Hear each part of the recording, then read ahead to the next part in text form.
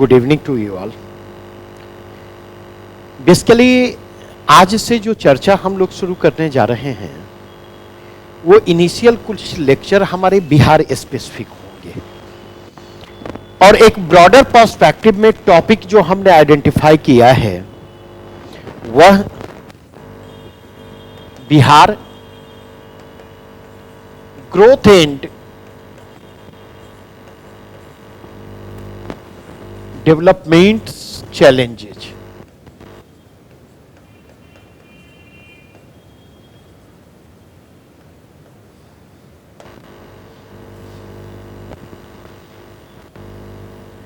और जैसी कि मैंने अब तक पहले भी चर्चा की आपके साथ कि इस चीज को आप दिमाग से निकाल दीजिएगा कि दूर करना है, तो मैंने ये चर्चा की थी कि इस चीज को दिमाग से निकाल दीजिएगा कि पॉलिटिकल क्वेश्चन नहीं पूछे जाएंगे या नहीं पूछे जाते हैं, नंबर 1। नंबर 2, पूरा का पूरा माहौल जो है राजनीति में रहेगा अभी से लेकर के बिहार के कंटेक्स्ट में बात करूं तो 2025 के चुनाव तक। तीसरी चीज जो है बिहार 2024 के लोकसभा चुनाव के कंटेक्स्ट में अगर आप देखेंगे तो सेंटर ऑफ अट्रैक्शन रहेगा। और अगर मैं कहूं कि केंद्र तक बहुमत के रास्ते बिहार से होकर के गुजरेंगे, बिहार के बिना बहुमत मुश्किल है, नामुमकिन तो नहीं कहूंगा क्योंकि आज का पॉपुलर स्लोगन है मोदी है तो मुमकिन है, लेकिन यह जरूर कहूंगा कि बहुत ही मुश्किल है। इसलिए अगर हम यह उम्मीद करें डिस्कोर्स पूरा का पूरा पॉलिटिकल सेंट्रिक होगा, ऐसे समय में हम इंटरव्यू में उम्मीद करें कि इस पर कोई प्रश्न नहीं पूछे जाएंगे तो यह थोड़ा सा अननेचुरल होगा। तो इसलिए टॉपिक का नाम बड़ी सावधानी से हमने चुना है, Bihar growth and development challenges. और जब बिहार के कंटेक्स्ट में ग्रोथ और डेवलपमेंटल चैलेंजेज की हम बात करते तो इस चैलेंजेज के कई कंटेक्स्ट होंगे। एक कंटेक्स्ट जो है पॉलिटिकल कंटेक्स्ट है,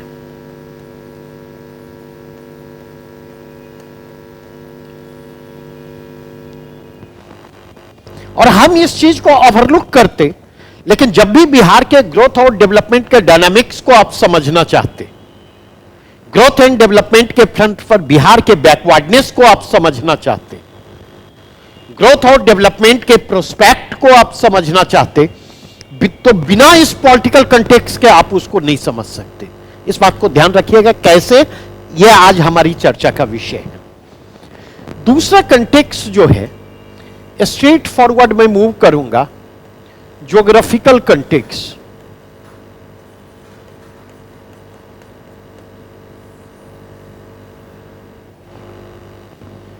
तीसरा जो हमारा कंटेक्स्ट होगा इकोनॉमिक कंटेक्स्ट।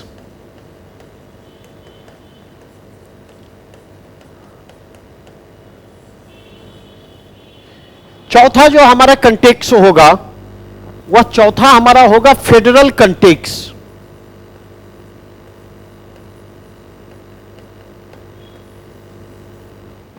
और जब हम पॉलिटिकल कंटेक्स्ट की बात कर रहे हैं तो पॉलिटिकल कंटेक्स्ट के साथ ही ऑटोमेटिकली पॉलिटिकल कंटेक्स्ट की चर्चा हम सोशल कंटेक्स्ट के बिना नहीं कर सकते।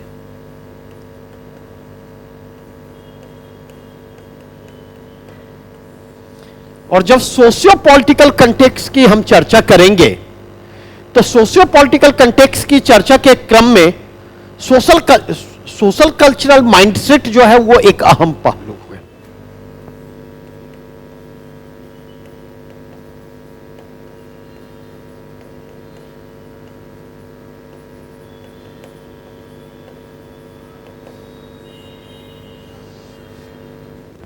यहां पर दो चीजों को ध्यान में रखेंगे, क्योंकि यहां पर अगर हम इकट्ठे हुए हैं तो जानने और समझने के लिए, तो हमारे पूरे के पूरे डिस्कशन के दो पहलू होंगे।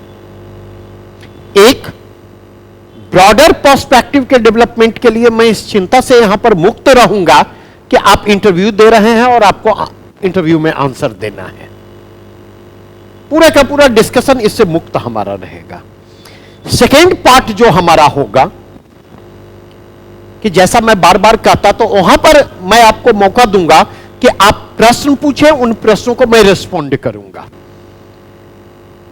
कि अगर इंटरव्यू में इस प्रश्न को रिस्पॉन्ड करना हो, पॉलिटिकल क्वेश्चन को, तो ये पॉलिटिकली कैसे रिस्पॉन्ड करना है, इस चीज को रुक करके समझने की जरूरत है। तो इससे आपको जो है एक ब्रॉडर विजन भी डेवलप होगा और प्रश्नों के कंटेक्स्ट में कैसे हम एक पॉलिटिकल आंसर कंस्ट्रक्ट करें, वो टेक्निक भी डेवलप होगी। बेसिकली अगर आप जाकर के देखें तो पॉलिटिक्स जो है वो दो तरह की होती है। एक डेवलपमेंटल पॉलिटिक्स होती है, विकासात्मक राजनीति होती है, जिसमें डेवलपमेंटल एजेंडा जो है, ग्रोथ और डेवलपमेंट का एजेंडा जो है पॉलिटिकल डिस्कोर्स के सेंटर में होता। जो पार्लियामेंट्री डेमोक्रेटिक पॉलिटिक्स है, जो चुनावी राजनीति है, उसके केंद्र में डेवलपमेंटल एजेंडा होता है, नहीं? और दूसरी राजनीति जो होती है, जिसको हम कहते हैं डिस्क्रिप्टिव पॉलिटिक्स, वर्णनात्मक राजनीति, और डिस्क्रिप्टिव पॉलिटिक्स जो होती है उसके सेंटर में अगर आप जाकर के देखेंगे तो आइडेंटिटी बेस्ड पॉलिटिक्स जो है वह डोमिनेंट होता है। और यह जो आइडेंटिटी बेस्ड पॉलिटिक्स है, और जब भी आइडेंटिटी बेस्ड पॉलिटिक्स है, हमेशा ध्यान रखें आइडेंटिटी बेस्ड पॉलिटिक्स जो है वह पर्सनालिटी सेंट्रिक पॉलिटिक्स की ओर ले जाता है।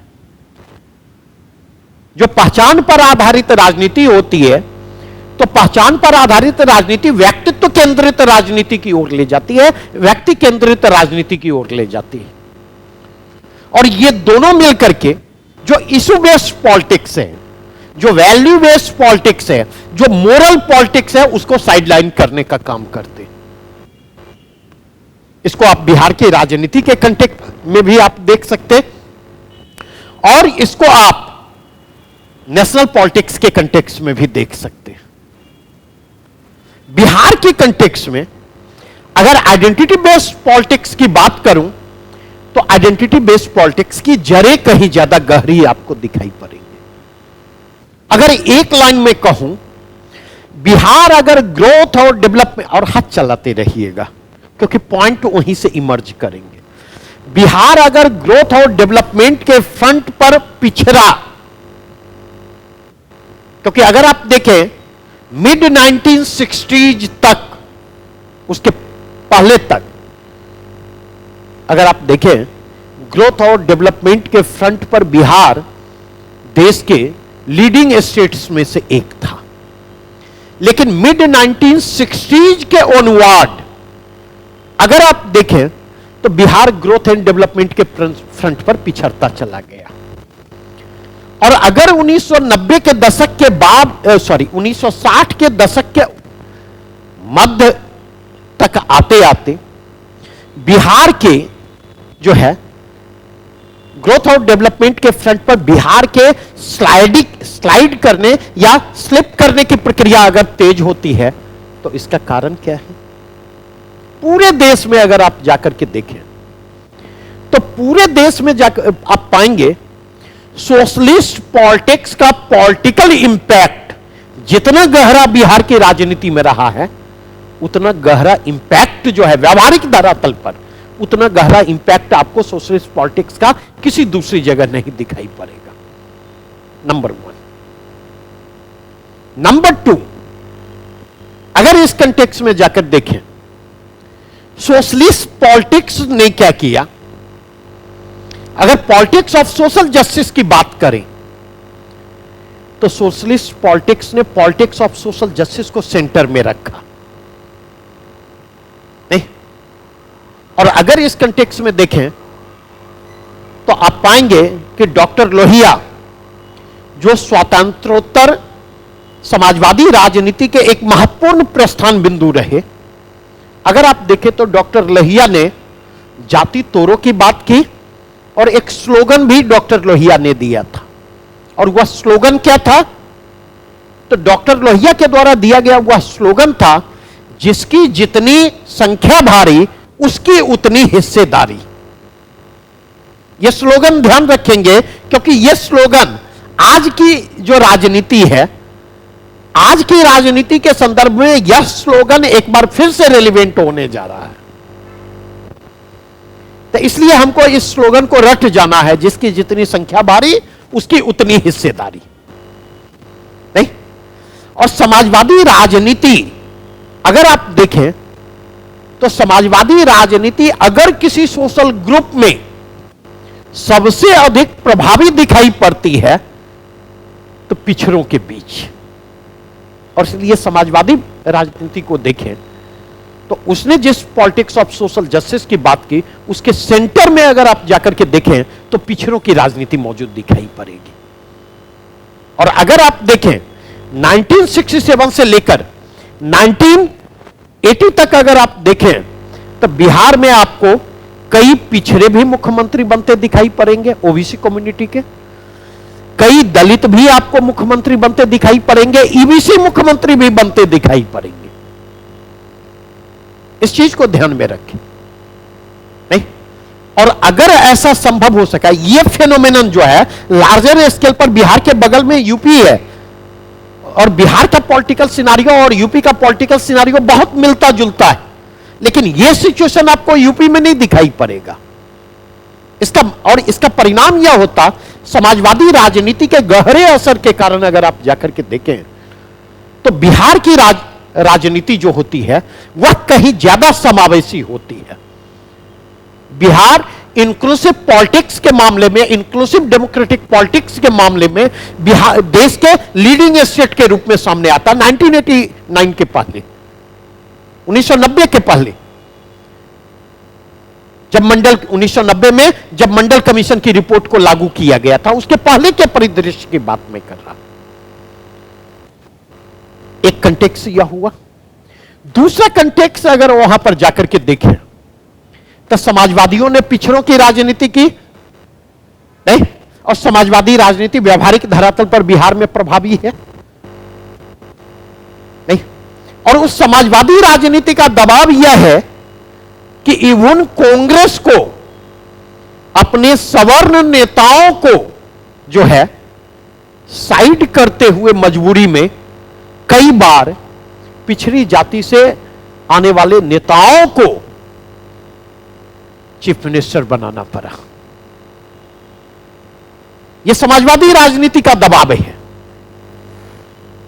अब अगर उस कंटेक्स्ट में देखें, यह जो समाजवादी राजनीति है और समाजवादी राजनीति सामाजिक न्याय की जिस राजनीति को समाजवादी राजनीति ने आगे बढ़ाने का काम किया, अगर आप आकर के देखें तो 1970 के दशक तक के मध्य तक आते आते उसके अंतर्विरोध भी उभर करके सामने आने लगते, और वो जो अंतर्विरोध उभर करके सामने आते, दो कंटेक्स्ट में अंतर्विरोध उभर करके सामने आते। क्योंकि उस दौर में अगर आप देखें तो बिहार की राजनीति में कर्पूरी ठाकुर बहुत बड़े चेहरे थे, व्यापक स्वीकार्यता थी कर्पूरी ठाकुर की नहीं, लेकिन अगर आप देखें तो उस दौर में एक तो कंटेक्स्ट यह उभर करके आता कि दलित कार्ड का इस्तेमाल कर्पूरी जी के अगेंस्ट शुरू होता है।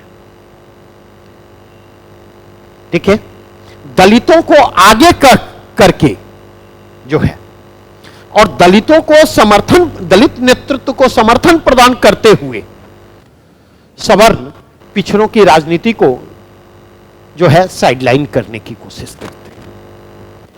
और यह पूरा का पूरा परिदृश्य 1978 में आकर के स्पष्ट हो जाता है, जब सवर्णों के समर्थन से जो है रामसुंदर दास बिहार के मुख्यमंत्री बनते हैं, कर्पूरी ठाकुर को रिप्लेस करते हो। तो एक तो यह होता। दूसरा अगर आप जाकर के देखें तो दूसरा डेवलपमेंट होता है कि आपातकाल विरोधी आंदोलन की पृष्ठभूमि में एक यूथ लीडरशिप इमर्ज करते हैं पिछड़ों के बीच नहीं, उन पिछड़ों के बीच जिसकी लीडरशिप या तो परंपरागत रूप से पिछड़ों के पास थी, जो पिछड़े कांग्रेस के भीतर थे, वो पिछड़ों की नुमाइंदगी करने के बजाय वो कहीं ना कहीं कांग्रेस लीडरशिप की जो लाइन थी उसको फॉलो कर रही थी। उसी के अगेंस्ट कर्पूरी ठाकुर इमर्ज करते, और कर्पूरी ठाकुर जब इमर्ज करते हैं तो पिछड़ी जातियों का समर्थन मिलता है, क्योंकि कर्पूरी ठाकुर ईवीसी से आते हैं, उस नाई जाति से आते हैं जिनकी आबादी महज मेरे ख्याल से 3-4% के आसपास होगी। तो वोट बैंक के पॉइंट ऑफ व्यू से देखें तो बहुत मजबूत स्थिति कर्पूरी ठाकुर की नहीं थी, लेकिन उस समय कांग्रेस से इतर जो बिहार की राजनीति थी उनमें पिछड़ों का नेतृत्व नहीं था, कोई विश्वसनीय चेहरा नहीं था, उम्मीद जगाने वाला चेहरा नहीं था, इसलिए पिछड़े कर्पूरी ठाकुर के पीछे गोलबंद होते दिखाई पड़ते। लेकिन अगर आप जाकर के देखें तो 1970 के दशक के मध्य तक आते आते उन्हीं पिछड़ों के बीच से, उन्हीं दलितों के बीच से आप देखेंगे कि चेहरा इमर्ज करता है। पिछड़ों के बीच से लालू जी इमर्ज करते हैं, पिछड़ों के बीच से नीतीश कुमार जी इमर्ज करते हुए आते, और लालू जी और नीतीश कुमार जी ने कर्पूरी ठाकुर की राजनीति को अप्रासंगिक बनाने में अहम और निर्णायक भूमिका निभाई है, और इसका असर कर्पूरी ठाकुर पर दिखाई पड़ता। पॉलिटिकल एलाइनेशन का प्रोसेस, राजनीतिक अलगाव का प्रोसेस शुरू होता, कर्पूरी ठाकुर कमजोर होते चले जाते, और उसका आलम यह होता कि इसके कारण जो फ्रस्ट्रेशन होता है, उस फ्रस्ट्रेशन के कारण कर्पूरी ठाकुर को अगर आप देखें तो 1982-83 तक आते आते कर्पूरी ठाकुर जो है एक्सट्रीमिज्म की तरफ बढ़ते दिखाई पड़ते, उग्रवाद की सांस्कृतिक विचारधारा की तरफ बढ़ते हुए दिखाई पड़ते, नक्सलवाद की ओर उनका रुझान जो है बढ़ता चला जाता। अब अगर इस कंटेक्स्ट में जाकर के देखें तो अल्टीमेटली इसके कारण क्या होता है, यह चीज भी खासियत बिहार की राजनीति है कि बिहार ने सामाजिक न्याय की राजनीति के संदर्भ में देश को नेतृत्व ही नहीं प्रदान किया, बल्कि सामाजिक न्याय की राजनीति के जो अंतर्विरोध थे वो भी पहले बिहार में ही उभर कर सामने आए। अल्टीमेटली क्या होगा, जो आइडेंटिटी बेस्ड पॉलिटिक्स है वो आइडेंटिटी बेस्ड पॉलिटिक्स डोमिनेंट होती चली जाती नहीं, और यह आइडेंटिटी बेस्ड पॉलिटिक्स जो है कई सारे अदर फैक्टर के साथ जुड़ते हुए ग्रोथ और डेवलपमेंट के एजेंडे को कहीं ना कहीं साइडलाइन करने का काम करते, उनको अपेक्षित महत्व नहीं मिल पाता। तो एक तो ये कंटेक्स्ट हमने बात की, वे थोड़ा सा पूरा कर लेने दें, ठीक है। अब दूसरा कंटेक्स्ट जो उभर करके आता 1990 में आप आते हैं, और 1990 के दशक में जब आते हैं तो मंडल कमीशन की रिपोर्ट को बीपी सिंह की सरकार के द्वारा जो लागू किया जाता, तो भले ही प्रधानमंत्री के रूप में बीपी सिंह ने उसे लागू किया हो, लेकिन अगर आप जाकर के देखें तो उसकी जो व्यापक प्रतिक्रिया होती है पूरे भारत में, और विशेष करके उत्तर भारत कहीं गहरे स्तर पर उससे प्रभावित होता है। तो वहां पर जाकर के देखें तो पिछड़ों की जो राजनीति उभरती है उसको नेतृत्व किसका मिलता है, तो उसको नेतृत्व मिलता है बिहार में अगर आप जाकर के देखें तो लालू जी उसको नेतृत्व प्रदान करते हैं, नीतीश कुमार नेतृत्व प्रदान करते हैं, और रामविलास पासवान नेतृत्व प्रदान करते हैं। इनमें लालू जी ज्यादा मुखर है, थोड़ा सा कद भी इनका भारी पड़ता है, नहीं, चीफ मिनिस्टरशिप इनके पास आती है उसके बाद से। यूपी में अगर आप जाकर के देखें तो यूपी में देखेंगे मुलायम सिंह यादव इमर्ज करते हैं, और बिहार के बाद यूपी में भी देखें पिछड़ों की राजनीति का जो अंतर्विरोध है उसी अंतर्विरोध का परिणाम है मायावती और बसपा का उभार। अब बातें समझ में आ रही हैं, तो इन्होंने उसको नेतृत्व प्रदान किया। और फिर यहां पर समझिए अर्थव्यवस्था का राजनीतिक गुणागणित और राजनीति का अर्थशास्त्र समझिए। एक और 1990 के दशक में मंडल की राजनीति जोर पकड़ती है, और मंडल की राजनीति की पृष्ठभूमि में जो सामाजिक न्याय की राजनीति का उभार होता, उसका सबसे अधिक इंपैक्ट अगर दिखाई पड़ता है तो नॉर्थ इंडिया पर, नॉर्थ इंडिया में भी देखेंगे बिहार और यूपी पर। And at the same time देखें, यही वह दौर है जब 1991 में आप देखेंगे इकोनॉमी के रिफॉर्म का प्रोसेस शुरू होता नहीं। तो अब दो में से एक को चुनने की बात आती है नहीं, और जब दो में से एक को चुनने की बात आती है तो बिहार की पॉलिटिकल लीडरशिप ग्रोथ और डेवलपमेंट और पॉलिटिक्स ऑफ सोशल जस्टिस, इन दोनों में किसको प्रीफर करती है? वह ग्रोथ एंड डेवलपमेंट की बजाय पॉलिटिक्स ऑफ सोशल जस्टिस को प्रीफर करती है। यूपी का भी कमोबेश यही सिचुएशन आपको दिखाई पड़ेगा। और चूंकि यहां पॉलिटिक्स ऑफ सोशल जस्टिस को प्रीफर किया गया ग्रोथ एंड डेवलपमेंट की कीमत पर, इसलिए इसका एडवर्स इंपैक्ट किस पर पड़ना था?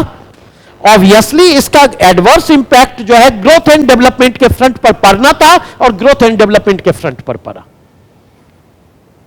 एक तो डायरेक्ट यह इंपैक्ट दिखाई पड़ेगा, और इनडायरेक्ट इसके इंप्लीकेशन देखें। जब पॉलिटिक्स ऑफ सोशल जस्टिस को प्राथमिकता दी गई, तो ऐसी स्थिति में उस पॉलिटिक्स ऑफ सोशल जस्टिस ने क्या किया? उस पॉलिटिक्स ऑफ सोशल जस्टिस ने जो है वो सोशल कन्फ्लिक्ट को बढ़ाने का काम किया। और सोशल कन्फ्लिक्ट जब बढ़ता है तो वह लॉ एंड ऑर्डर के लिए एक बड़ी चुनौती बनकर आता है। और जब लॉ एंड ऑर्डर के लिए बड़ी चुनौती बनकर आता है, तो यही वह दौर है जिस दौर में अगर आप देखें तो एडमिनिस्ट्रेटिव डिसऑर्डर वाली स्थिति उत्पन्न होती हुई दिखाई पड़ती है। यूपी में भी, बिहार में भी, दोनों जगहों पर देखेंगे। और बिहार के कंटेक्स्ट में और यूपी के कंटेक्स्ट से कंपेयर करें तो 1990 के दशक में यूपी की राजनीति कहीं ज्यादा जटिल होती है, क्योंकि वहां पर आइडेंटिटी बेस्ड पॉलिटिक्स का एक तीसरा डायमेंशन भी उभर कर आता। एक तो पॉलिटिक्स ऑफ सोशल जस्टिस हो गया, दूसरा हमने कहा पॉलिटिक्स ऑफ सोशल जस्टिस के कंट्राडिक्शन को पॉलिटिकली कैपिटलाइज करवाते हुए जो दलित राजनीति का उभार वहां होता, वहां पहले होता है, यहां पर वह जो है बाद में होता है, और वो बिखरी हुई स्थिति में होता है। तीसरी चीज अगर आप जाकर के देखें तो एट द सेम टाइम देखेंगे तो आइडेंटिटी बेस्ड पॉलिटिक्स का जो रिलीजियस कंटेक्स्ट है वह भी उभर कर सामने आता। यूपी में उसका इंपैक्ट सबसे ज्यादा दिखता, राष्ट्रीय राजनीति में समय के साथ उसका इंपैक्ट बढ़ता चला जाता है। लेकिन बिहार के कंटेक्स्ट में जाकर के देखें, कास्ट बेस्ड सोशल आइडेंटिटी इतनी डोमिनेंट है कि उस कास्ट बेस्ड आइडेंटिटी ने रिलीजियस आइडेंटिटी के मसले को हमेशा बैकफुट पर रखा।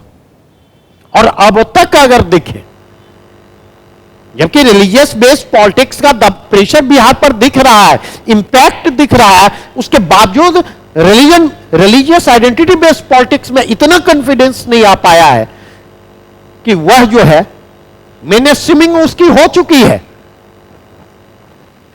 मेनस्ट्रीमिंग पिछले 10 वर्षों के दौरान हो चुकी है, लेकिन इतना कॉन्फिडेंस नहीं आया है कि वह अपने दम पर पावर में आ सके। और आज भी अगर आप जाकर के देखें तो डोलड्रम की स्थिति में चीजें दिखाई पड़ेंगी। लेकिन यूपी में अगर आप देखें तो उसकी मेनस्ट्रीमिंग भी होती है, और मेनस्ट्रीमिंग केवल नहीं होती है बल्कि वह समय के साथ डोमिनेंट पोजीशन पर पहुंचती चली जाती है।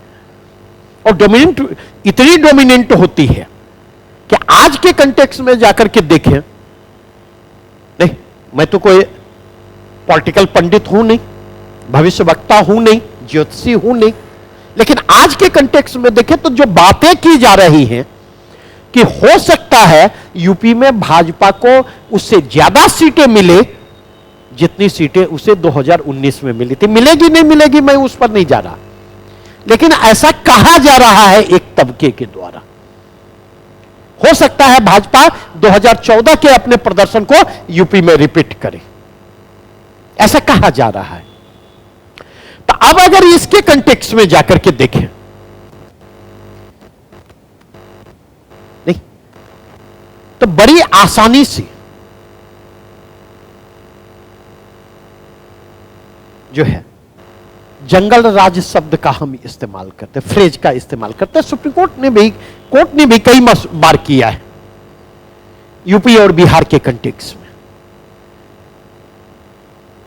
ठीक है, और निश्चित तौर पर इससे असहमत होना चाहिए हमें और आपको, क्योंकि जब जंगल राज की बात करते हैं तो जंगल राज कंप्लीट डिसऑर्डर को इंडिकेट करता है। और अगर जंगल राज की बात को स्वीकार करते हैं तो जंगल राज में क्या कॉन्स्टिट्यूशन प्रिवेल करेगा? बतलाइए। नहीं, और कॉन्स्टिट्यूशन प्रिवेल नहीं करेगा, कॉन्स्टिट्यूशनल मशीनरी अगर फंक्शन नहीं कर पाएगी तो वो फेल्योर ऑफ कॉन्स्टिट्यूशनल मशीनरी कहलाएगा या नहीं, आर्टिकल 365 के अंतर्गत। और अगर फेल्योर ऑफ कॉन्स्टिट्यूशनल मशीनरी है तो ऐसी स्थिति में फिर तो प्रेसिडेंट रूल की बात आएगी।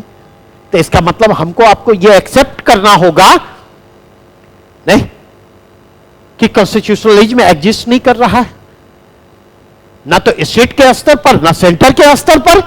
मेरी बातें समझ रहे हैं यानी? ठीक है, तो एक बात ध्यान रखेंगे, लॉ एंड ऑर्डर का डिटोरिएशन एक चीज है और जंगल राज दूसरी चीज है। दोनों के बीच डिफ्रेंशिएट करना सीखें। जब मैं जंगल राज के कॉन्सेप्ट को रिजेक्ट करता हूं तो इसका कभी यह मतलब नहीं है कि मैं यह कह रहा हूं कि 1990 के दशक में बिहार में लॉ एंड ऑर्डर की स्थिति बहुत बेहतर थी, या मैं यह नहीं कह रहा है कि 1990 के दशक में बिहार में लॉ एंड ऑर्डर जो है उसकी स्थिति सामान्य थी, यह नहीं कह रहा। डिटोरिएशन तो एक फिनोमेनन है। एक और बात कहना चाहूंगा यहां पर, क्या तो अगर आप जाकर के देखें, चाहे बिहार की बात करें चाहे यूपी की बात करें, 1990 के दशक और उसके बाद की भी बात करूंगा, क्योंकि बिहार के कंटेक्स्ट में तो 1990 से 2005 की बात होती है। यूपी के कंटेक्स्ट में भी देखेंगे, जब जब सपा का शासन आता है तब तक जंगल राज की बात की जाती है। उसका एक सोशियोलॉजिकल पर्सपेक्टिव भी है।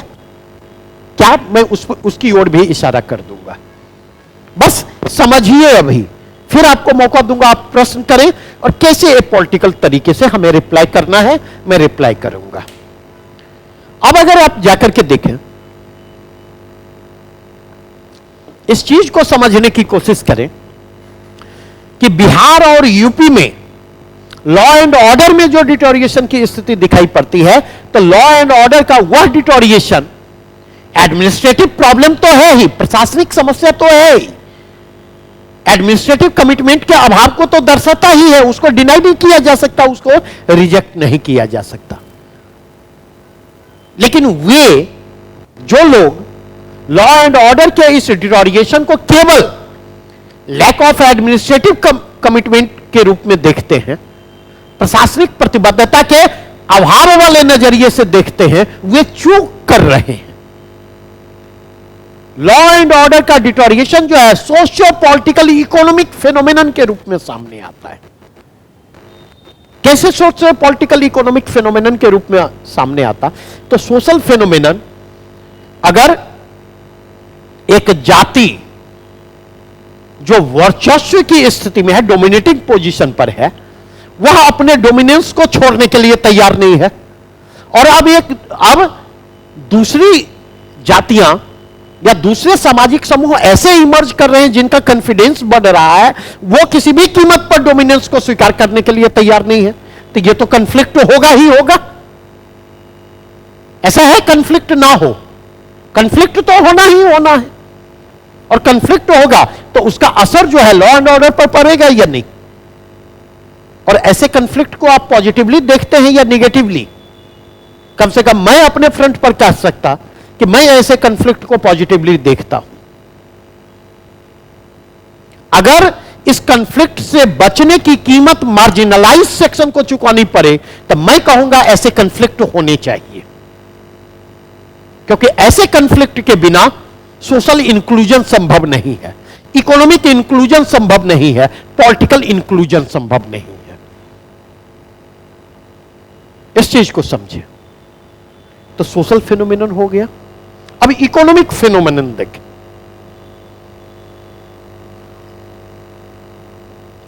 लालू जी का एक ट्रेडमार्क लाइन हुआ करता था, मैंने पिछड़ों को स्वर दिया है, स्वर्ग भले ना दिया हो।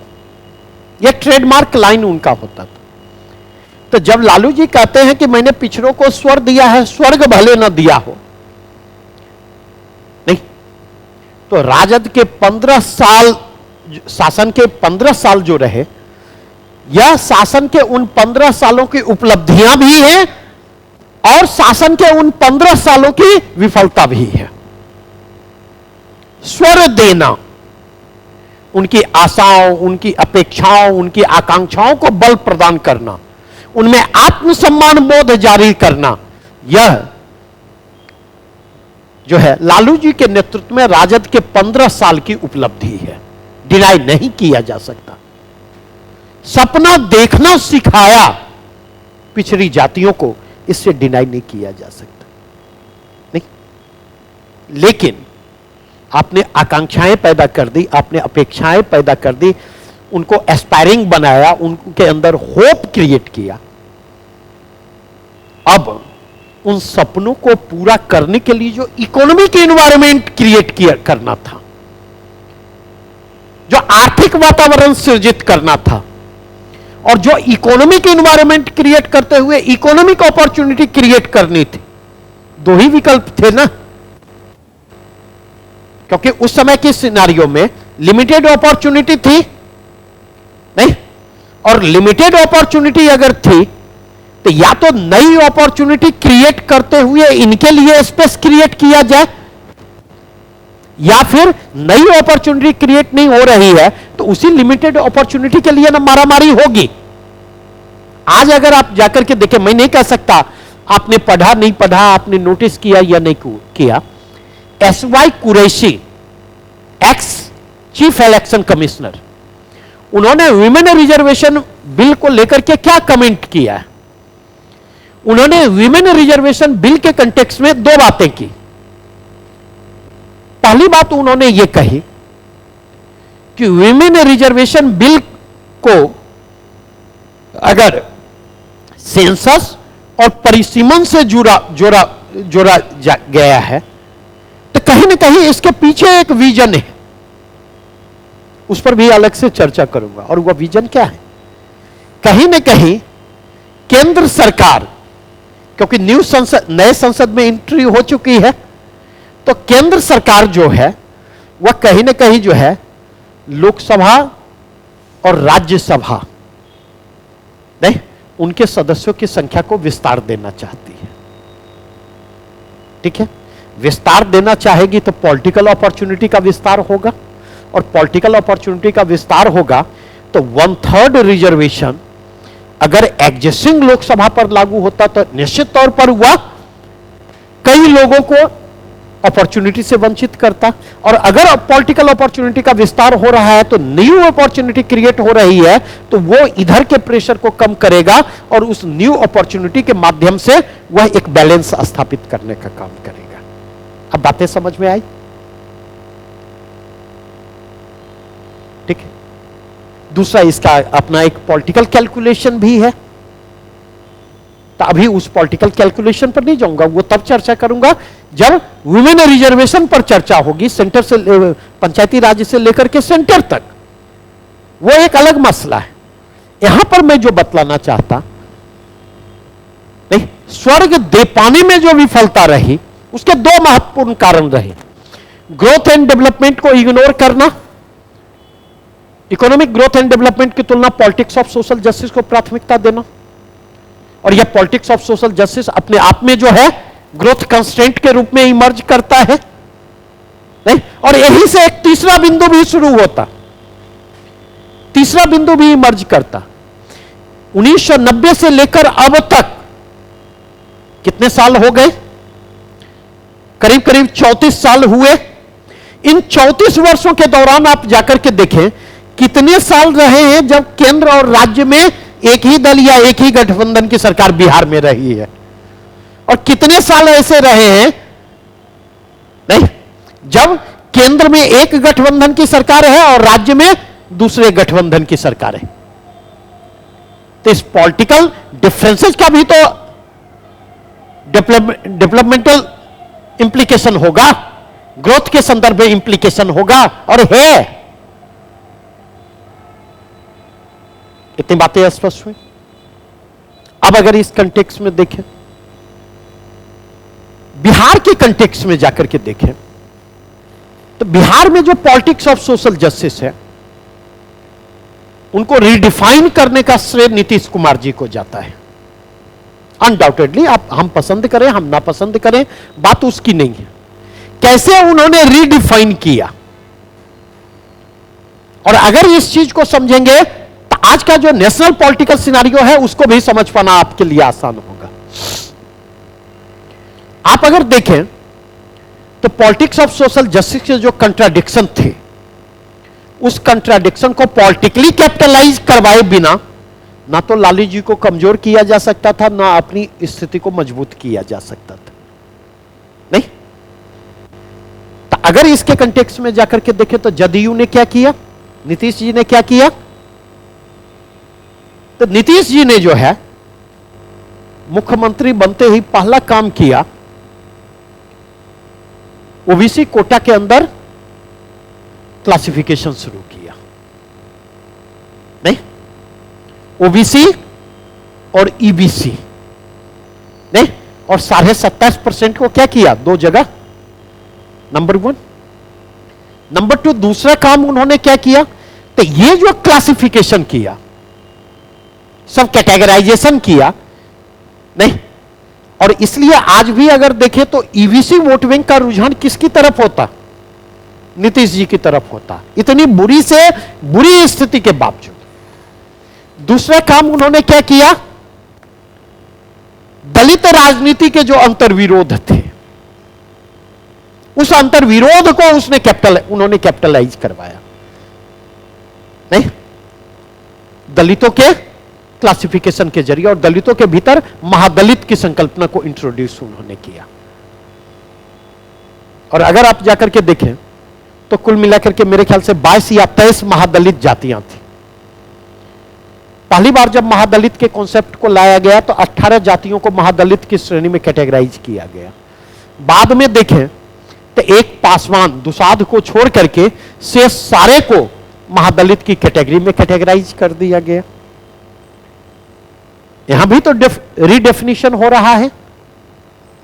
तीसरा उन्होंने क्या किया, तो तीसरा काम उन्होंने किया, पसमादा मुसलमानों को पसमादा गैर पसमादा के रूप में कैटेगराइज किया और पसमादा मुसलमानों को तरजीह दिया। और चौथा उन्होंने क्या किया, वीमेन को, महिलाओं को, अगर उत्तर भारत की राजनीति, साउथ में तो ऐसी चीजें दिखती हैं, लेकिन उत्तर भारत की राजनीति में देखें तो महिलाओं की वोट बैंक के रूप में महिलाओं की अहमियत को नीतीश जी ने समझा, और महिलाओं की अहमियत को न केवल समझा बल्कि उन्होंने जो है वोट बैंक के रूप में महिलाओं को नर्चर करने की कोशिश की। पूरे के पूरे उनके शासन के एजेंडे में आपको दिखेगा। पॉलिटिकल एजेंडा देख लें, इकोनॉमिक एजेंडा देख लें, एडमिनिस्ट्रेटिव एजेंडा देख लें। नहीं, और इसके कारण क्या होता, बिहार में politics of social justice redefine होती हुई आती। और इसके साथ एक और काम किया, 1990 से लेकर 2005 तक बिहार में जो सामाजिक न्याय की राजनीति चल रही थी, उसका सोशल डायमेंशन तो था लेकिन उसका इकोनॉमिक डायमेंशन नहीं था। और जहां कहीं भी इकोनॉमिक डायमेंशन उभर करके सामने आता, अगर आप जाकर के देखें तो वहां पर आपको उसके इकोनॉमिक इंप्लीकेशन निगेटिव ही उभर करके सामने आते। और कई बार उस सोशल डायमेंशन को ध्यान में रखते हुए निगेटिव इकोनॉमिक कॉन्सिक्वेंसेज का आधार भी तैयार किया गया। जैसे कंस्ट्रक्शन एक्टिविटी भी तो अवरुद्ध रही पूरे 90 से 2005 के दौरान जाकर के देखें तो निर्माण गतिविधियां जो थी, तो निर्माण गतिविधियां का संचालन जिनके हाथों में था, बड़े बड़े ठेकेदार, वो अधिकांश कहां से आते थे, सवर्ण पृष्ठभूमि से आते थे। नहीं, ठीक है। तो अगर कंस्ट्रक्शन एक्टिविटी ठप होती है तो उनकी आर्थिक जड़ों पर प्रहार होगा, उनके आर्थिक प्रभुत्व कमजोर पड़ेंगे। ठीक उसी प्रकार अगर आप जाकर के देखें, लार्जर स्केल पर टीचर की ट्रांसफर और पोस्टिंग भी जो हुई है, उसका भी एक कैलकुलेशन यही था, उसका भी एक सोशियोलॉजिकल इंप्लीकेशन था।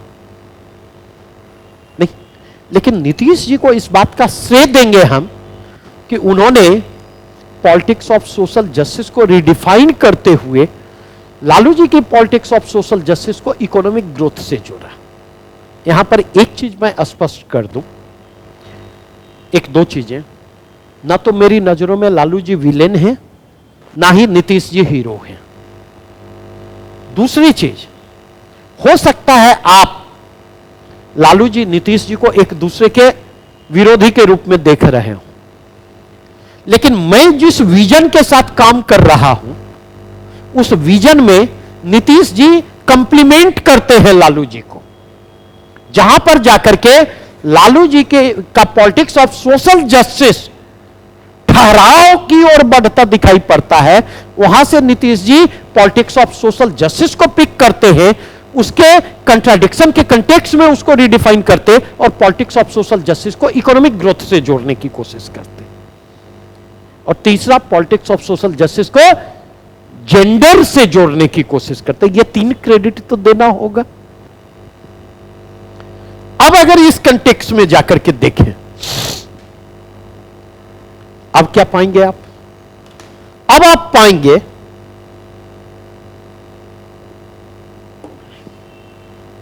अब मिड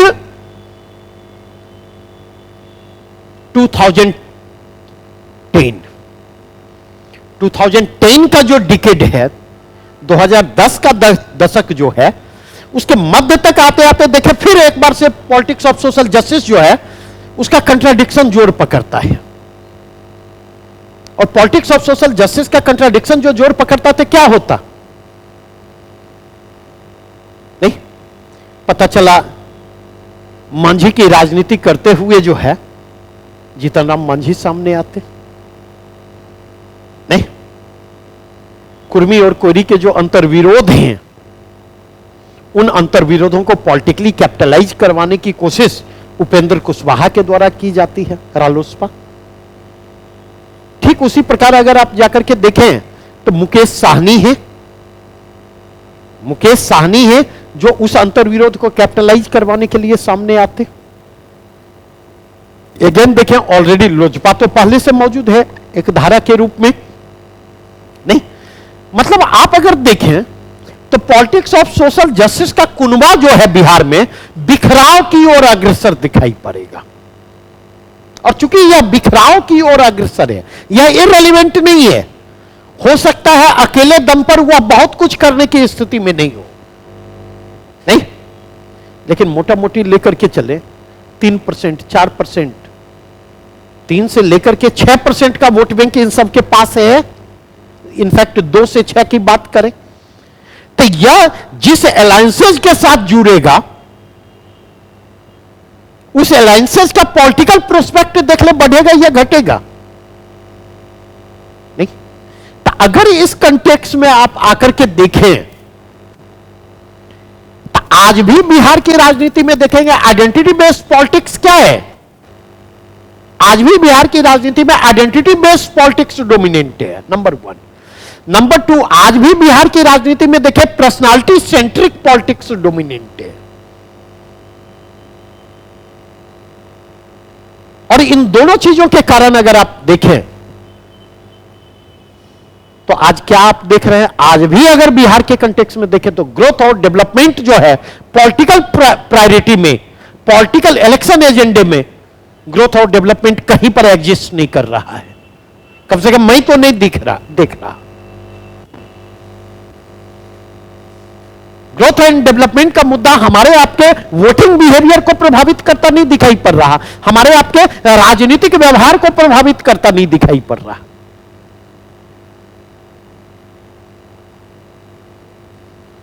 अब अगर इस कंटेक्स्ट में देखें तो यहां पर एक एडेड फ्लेवर भी है लास्ट 1 डिकेड के दौरान बिहार की राजनीति में, क्योंकि यहां पर आकर के देखें तो जो आइडेंटिटी बेस्ड पॉलिटिक्स है, वो आइडेंटिटी बेस्ड पॉलिटिक्स रिडिफाइन भी तो हो रही है। लंबे समय तक कास्ट आइडेंटिटी पर बेस्ड पॉलिटिक्स ने रिलीजियस आइडेंटिटी बेस्ड पॉलिटिक्स को साइडलाइन किया, उसकी मेन स्ट्रीमिंग को चेक किया। लेकिन आज के कंटेक्स्ट में आकर जाकर के देखें तो रिलीजियस आइडेंटिटी बेस्ड पॉलिटिक्स जो है बिहार के आइडेंटिटी बेस्ड पॉलिटिक्स का एक अहम हिस्सा हो चुका है, उसकी मेन स्ट्रीमिंग हो चुकी है।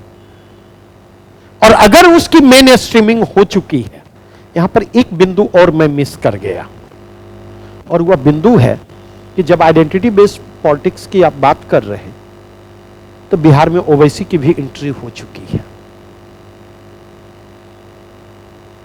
और ओवैसी की यह एंट्री अप्रभावी नहीं रही है।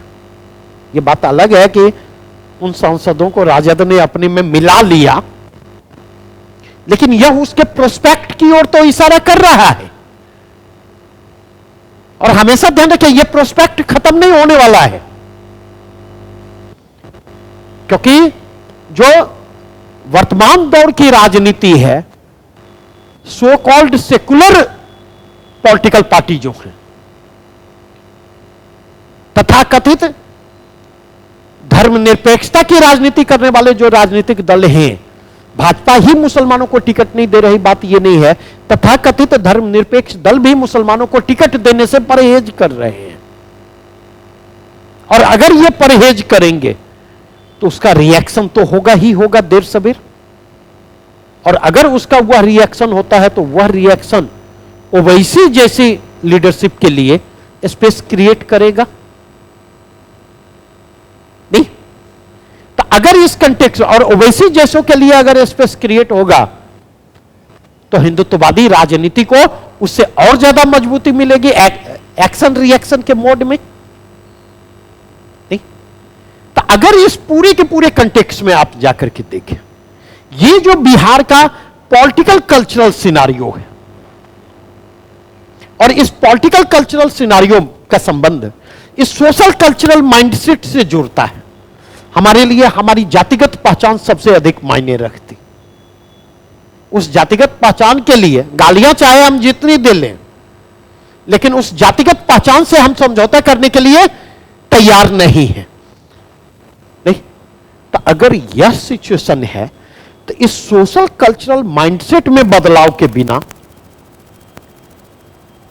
पॉलिटिकल एजेंडे में बदलाव के बिना, क्या आपको लगता है कि ग्रोथ और डेवलपमेंट का जो डायनामिक्स है उसको रिडिफाइन किया जा सकता है और उस प्रोसेस को एक्सेलरेट किया जा सकता है?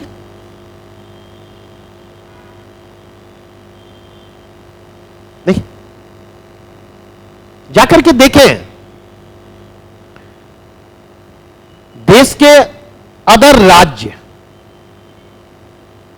ग्रोथ और डेवलपमेंट की बात कर रहे हैं, और हम किसकी बात कर रहे हैं? कास्ट सर्वे और कास्ट सेंसस की बात कर रहे हैं। कास्ट सर्वे और कास्ट सेंसस की बात कर रहे हैं। और अगर इस कंटेक्स्ट में देखें तो बिहार पहला राज्य बना जिसने अपने दम पर कास्ट सर्वे को कंप्लीट करवाया है। सुप्रीम कोर्ट के कि हरी झंडी का इंतजार है, जिस समय हरी झंडी होगी तो उस पहलू पर अलग से अभी चर्चा करूंगा मैं।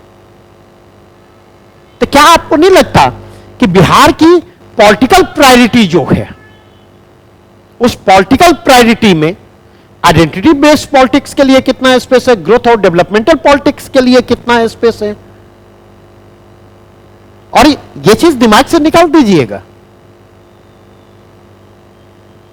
आज के कंटेक्स्ट में देखें, बिहार के ग्रोथ और डेवलपमेंट का विजन जो है किसी पॉलिटिकल पार्टी के पास नहीं है, और ना ग्रोथ और डेवलपमेंट उसकी प्राथमिकता है। येन केन प्रकारेण कैसे वोटों को हासिल किया जाए, पूरी की पूरी राजनीति इसी के इर्द गिर्द चल रही है। और जब तक ये चीजें बनी रहेगी, फ्रैंकली अगर मुझसे पूछें तो बिहार का भविष्य बहुत आश्वस्त मुझे करता नहीं दिखाई पड़ता है।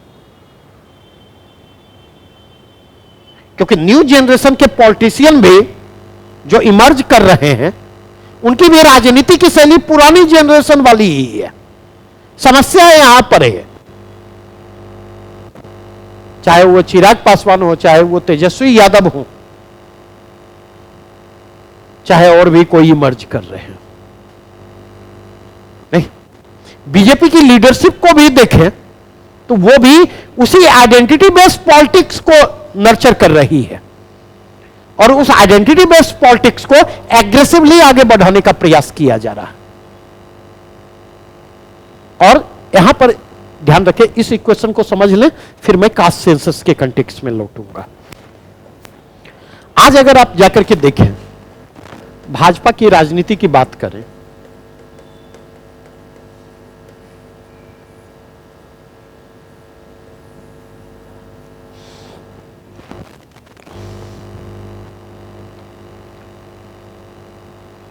ठीक है, भाजपा की राजनीति की बात करें तो इसके सेंटर में क्या है?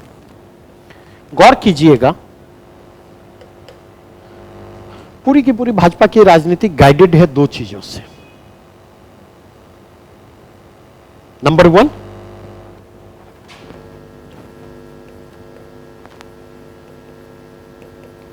धर्म आधारित राजनीति,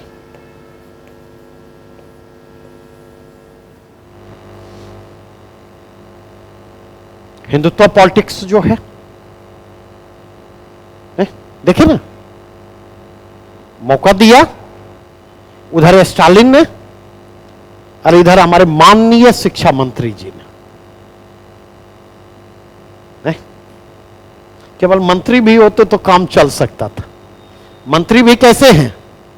शिक्षा मंत्री। और कैसे शिक्षा मंत्री? जो प्रोफेसर भी रहे। मतलब कैसी विडंबना है। एक और धर्म आधारित राजनीति है और दूसरी ओर अगर आप जाकर के देखें तो पॉलिटिक्स ऑफ सोशल जस्टिस का अंतर्विरोध, और इस अंतर्विरोध के कंटेक्स्ट में पॉलिटिक्स ऑफ सोशल जस्टिस को पुनर्परिभाषित करना।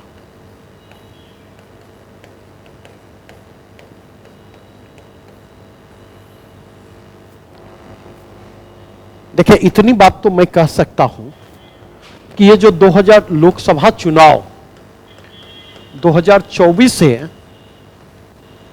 लोकसभा चुनाव 2024 जो है, यह निर्धारित करेगा कि पॉलिटिक्स ऑफ सोशल जस्टिस दम तोड़ेगा भारतीय राजनीति में या politics of social justice revive करेगा। क्योंकि अगर आप गौर करें तो आज भाजपा देश के विभिन्न हिस्सों में क्या कर रही है? पॉलिटिक्स ऑफ सोशल जस्टिस के जो कंट्राडिक्शन है, ठीक है, उस कंट्राडिक्शन को पॉलिटिकली कैपिटलाइज करवाने का प्रयास किया जा रहा है। छोटे छोटे जो ग्रुप हैं जिनको पॉलिटिक्स ऑफ सोशल जस्टिस से बहुत फायदा नहीं मिला, क्योंकि पॉलिटिक्स ऑफ सोशल जस्टिस से लार्जली बेनिफिटेड कौन रहे? यादव। नहीं, और यादवों के बाद अगर आप चले जाएं तो दूसरी मध्यवर्ती जाति जो है, कोयरी, कुर्मी, पटेल या उनके समकक्ष जो है, प्राइमरली ये दो बेनिफिटेड रहे और इनमें भी यादव ज्यादा बेनिफिटेड रहे हैं। नहीं, तो जब पॉलिटिक्स ऑफ सोशल जस्टिस को कैपिटलाइज करवाने की कोशिश की जाएगी तो उस स्थिति में क्या होगा? Traditionally politics of social justice करने वाले हैं वो कमजोर होंगे। वो कमजोर होंगे तो स्वाभाविक तौर पर देखेंगे उस समूह के राजनीतिक प्रतिनिधित्व में कमी आएगी, और कमी आएगी तो एक पॉलिटिकल स्पेस क्रिएट करेगा। तो आज भाजपा क्या कर रही है? छोटे छोटे सोशल ग्रुप्स जो है, कम्युनिटी जो है, उसको पिक कर रही है। जिसको रिप्रेजेंटेशन नहीं मिला उसको रिप्रेजेंटेशन दे दिया, और उसको रिप्रेजेंटेशन दे दिया तो उसका वोट उसकी तरफ क्या हुआ?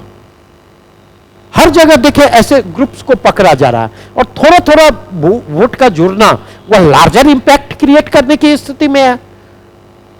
क्योंकि वो समूह तो यही लेकर के चल रही है कि अब तक हमें पॉलिटिकल पार्टिसिपेशन भी नहीं मिला, हमें हमारे राजनीतिक हकों से वंचित किया गया और हमारा राजनीतिक इस्तेमाल भी किया गया। तो आज हमें हमारा राजनीतिक हक मिल रहा है तो हम क्यों नहीं इसके पीछे जाएं? नहीं, और इसलिए देखेंगे तो एक फेनोमेनन के रूप में मैं आपको बतलाना चाहूंगा, 2009 के लोकसभा चुनाव से लेकर के अब तक 3 लोकसभा चुनाव हुए हैं, विभिन्न राज्यों में राज्य विधानसभा चुनाव हुए हैं। एक पॉलिटिकल फेनोमेनन आपको दिखाई पड़ेगा कि पॉलिटिक्स ऑफ सोशल जस्टिस के को रिडिफाइन करने के नाम पर पॉलिटिक्स ऑफ सोशल जस्टिस को इरेलीवेंट बनाया जा रहा है, क्योंकि अंतर विरोधों के उभरने के कारण जो वैक्यूम, पॉलिटिकल वैक्यूम क्रिएट हो रहा, उस पॉलिटिकल वैक्यूम का जो है एक छोटा सा शेयर जो है मार्जिनलाइज सोशल ग्रुप के हिस्से जा रहा, और एक बड़ा सा शेयर जो है वो सवर्ण राजनीतिज्ञों के हिस्से जा रहा है। और इसलिए देखिए 2009 के लोकसभा चुनाव से लेकर अब तक जो है सवर्णों की राजनीतिक भागीदारी संसद से लेकर के विधानमंडल तक आपको बढ़ती हुई दिखाई पड़ेगी। यह कॉमन फीचर कर रहा हूं, फेनोमेनन की बात में कर रहा। तो अगर इस लार्जर कंटेक्स्ट में जाकर के देखें, अब यही से आपको जातिगत जनगणना भी समझना है। तो भाजपा की इस राजनीति को समझा,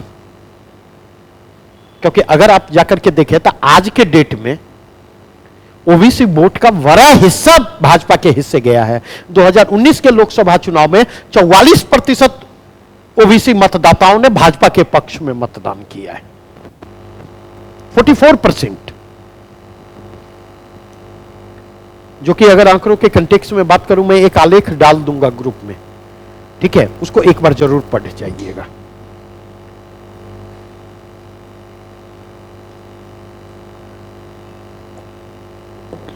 अब अगर यहां से आगे बढ़े,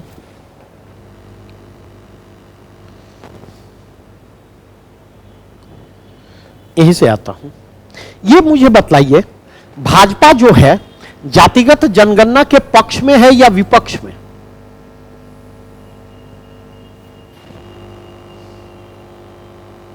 बतलाइए।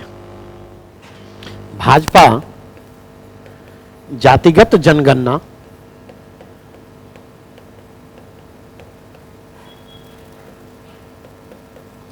का विरोध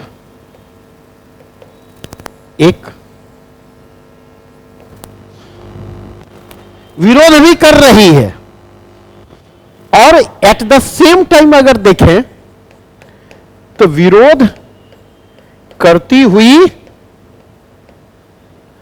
दिखना नहीं चाहती।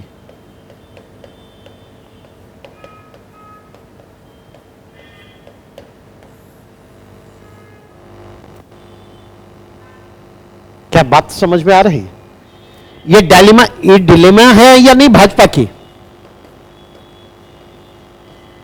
यह दुविधा है या नहीं?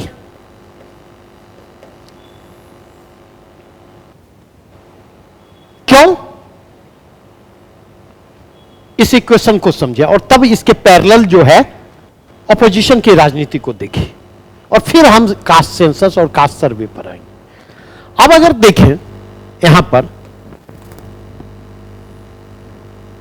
2019 का लोकसभा चुनाव जो है, अगर इसके कंटेक्स्ट में देखें तो 44% ओबीसी वोट भाजपा को मिला है, नहीं? सवर्ण वोटर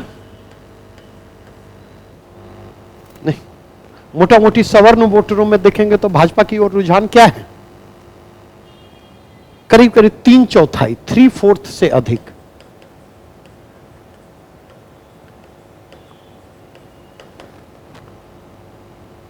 नहीं? और तीसरा कंटेक्स्ट अगर आप जाकर के देखें, हिंदुत्व पर आधारित राजनीतिक ध्रुवीकरण,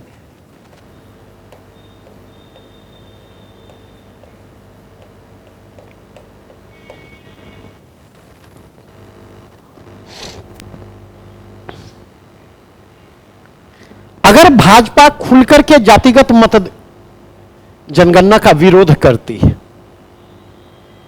नहीं, तो ओबीसी मतदाताओं में नाराजगी बढ़ सकती है, वो स्लिप कर सकता। इसलिए देखेंगे पूरे जातिगत सर्वे पर भाजपा के नेता भी दो हिस्से में बटे दिखे, कुछ समर्थन करते दिखे, कुछ विरोध करते दिखे। ताकि ताकि जब जैसा सिचुएशन आएगा उस ग्रुप को आगे कर दिया जाएगा, उस वोट को कैपिटलाइज करवाने के लिए। सुप्रीम कोर्ट में भी अगर भाजपा सरकार के रुख को देखें तो कभी उसको आपत्ति नहीं होती है, कभी वो अपनी ओर से ऑब्जेक्शन, आपत्ति दर्ज करवाती हुई आती। अगर वह जातिगत मतगणना का खुलकर के विरोध करती नहीं, तो यह स्थिति, आज तेजस्वी यादव जी का स्टेटमेंट पढ़े, बहुत हार्श स्टेटमेंट है, बहुत हार्श स्टेटमेंट है, ठीक है। तो अगर ये चीजें होती तो फिर ओबीसी वोट यहां से शिफ्ट करेंगे ऑपोजिशन की तरफ, नहीं। और अगर खुलकर इसके पक्ष में खड़ी होती तो सवर्ण वोटर खिसकेंगे, नहीं। और तीसरी चीज, अगर ओबीसी राजनीति जोर पकड़ती है जातिगत मतगणना की पृष्ठभूमि में, क्योंकि अभी थोड़ी देर पहले मैंने कहा था, डॉक्टर लोहिया ने नारा दिया था, जिसकी जितनी संख्या भारी उसकी उतनी हिस्सेदारी। तो जैसे जातिगत जनगणना के आंकड़ों का प्रकाशन होता, एक बार फिर से जातिगत आरक्षण की राजनीति जोर पकड़ेगी। जातिगत आरक्षण की राजनीति के जोर पकड़ने का मतलब है हिंदू सामाजिक व्यवस्था के अंतर्विरोधों का जोर पकड़ना, सवर्ण बनाम पिछड़े के बीच द्वंद्व और तनाव की परिस्थितियों का निर्मित होना, नहीं। तो जैसे जातिगत राजनीति का जोर बढ़ेगा, नहीं, हिंदुत्व पर आधारित ध्रुवीकरण की राजनीति कमजोर पड़ेगी या नहीं, उसके अंतर्विरोध उभर करके सामने आएंगे। और उसके अंतर्विरोध अगर उभर करके सामने आते, वो अगर कमजोर पड़ती है तो भाजपा को सीधे घाटा है, और सीधे फायदा इसका किसको मिलेगा? ऑपोजिशन में जो लोग हैं, नहीं। और अगर इसी के कंटेक्स्ट में जाकर के देखें, इसी के कंटेक्स्ट में अगर आप जाकर के देखें, तो विपक्ष की राजनीति क्या है?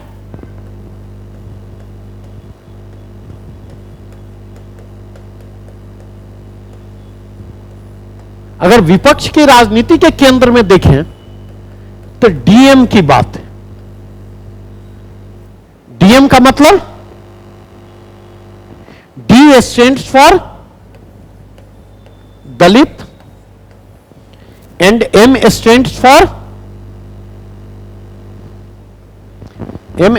For Muslim.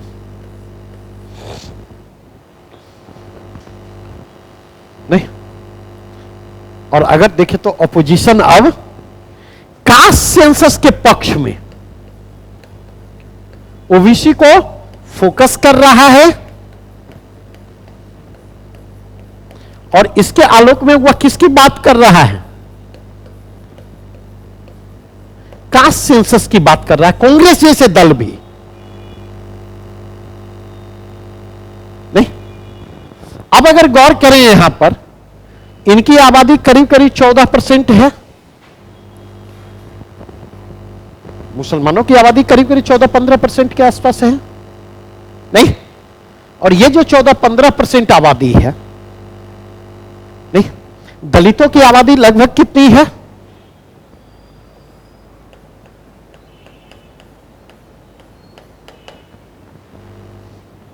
आज अगर आप जाके देखें, ये रैली शोभा यात्रा जो निकल रही है धर्म पर, सबसे अधिक कौन लोग वहां पर शामिल होते दिखाई पड़ेंगे? सबसे अधिक इनकी भागीदारी है। वहां सवर्ण आपको नहीं दिखेंगे भागीदारी के स्तर पर, पूरा का पूरा ये कम्युनलाइज चीजें जो हैं। तो अब अगर आप जाकर के देखें, अगर तो इसलिए ये लोग जातिगत जनगणना के पक्ष में हैं, और अगर यह कॉम्बिनेशन निर्मित होता तो हिंदुत्व बेस्ड पोलराइजेशन की पूरी पॉलिटिक्स धराशायी हो जाएगी। तो ये तो इस पर्सपेक्टिव में था। अब जो सवाल उठता है, एक और प्रश्न का उत्तर दे दूं। कांग्रेस की अपनी दुविधा है, उस दुविधा को समझे। और एक प्रश्न अक्सर उठता है, संयोग से लगातार पढ़ते रहेंगे ना तो कुछ ना कुछ नई चीजें मिलेंगी। कांग्रेस लगातार यह डिमांड करती रही कि 2011 में, क्योंकि लास्ट कास्ट बेस्ड सेंसस जो हुआ वो 1931 में, in fact last caste based census 1941 में हुआ, लेकिन उसकी रिपोर्ट पब्लिश नहीं की गई थी। नहीं, लास्ट रिपोर्ट जो कास्ट बेस्ड सेंसस की पब्लिश की गई थी 1931 में, और 1931 की जनगणना के हिसाब से ओबीसी का शेयर जो है टोटल पॉपुलेशन में 52% के स्तर पर था, नंबर 1। इस बात को ध्यान रखें। अब अगर पॉपुलेशन ग्रोथ रेट को अगर आप देखें तो पॉपुलेशन ग्रोथ रेट का क्या सोशियो इकोनॉमिक डेवलपमेंट से संबंध को जोड़ता है? स्टैंडर्ड ऑफ एजुकेशन से कोई संबंध जुड़ता है? सामाजिक आर्थिक विकास का स्तर जितना बेहतर है, शैक्षिक स्तर जितना बेहतर है, स्वास्थ्य सुविधाओं का स्तर जितना बेहतर है, पॉपुलेशन ग्रोथ रेट वहां पर उतना कम है। और अगर इस पॉइंट ऑफ व्यू से देखें तो अगर ओबीसी के कंटेक्स्ट में आप जाकर के देखें तो वे कहीं ना कहीं इस मामले में पिछड़ी हुई स्थिति में है, उनका लार्जर सेक्शन। और अगर पिछड़ी हुई स्थिति में है तो पॉपुलेशन ग्रोथ रेट वहां पर क्या होगा? कंपैरेटिवली ज्यादा होगा। तो मोटा मोटी कितना बढ़ा होगा यह नहीं कहा जा सकता, लेकिन इतना तो कहा ही जा सकता है कि 1931 में ओबीसी का भारत की आबादी में जो शेयर था वो शेयर निश्चित तौर पर आज उससे कहीं अधिक होगा। एक कंटेक्स्ट। दूसरा ओबीसी पॉलिटिक्स लगातार कमजोर पड़ रही है। पॉलिटिक्स ऑफ सोशल जस्टिस का अंतर्विरोध उसको डुबाने का काम कर रहा है, और वो अंतर्विरोध ही नहीं, परिवारवाद वंशवाद को लेकर जो उसका संदर्भ है, उतना ही नहीं, पॉलिटिकल करप्शन, उसकी जो एक पॉलिटिकल करप्शन को लेकर के जो उसकी इमेज है, उसकी लीडरशिप की जो इमेज है, डिनाई नहीं कर सकते हैं ना, उसके लिमिटेशन को कर सकते हैं क्या? नहीं। तो वो लगातार कमजोर पड़ रही है। नहीं, तो वो अगर कमजोर पड़ रही है तो वो तो चाहेगी नहीं कि ओबीसी पॉलिटिक्स रिवाइव करे। और उसको रिवाइव करने का तरीका क्या होगा? जिसकी जितनी संख्या भारी उसकी उतनी हिस्सेदारी। यह कंटेक्स्ट से है। अब अगर आप जाकर के देखें, यहां पर सवर्ण मतदाताओं के व्यवहार को समझें।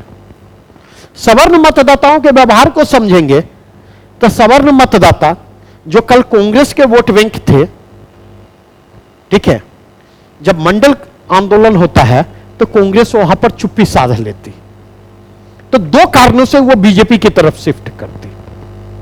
एक हिंदुत्व पॉलिटिक्स के कारण, और दूसरा बीजेपी खुलकर के आरक्षण के विरोध में आती है।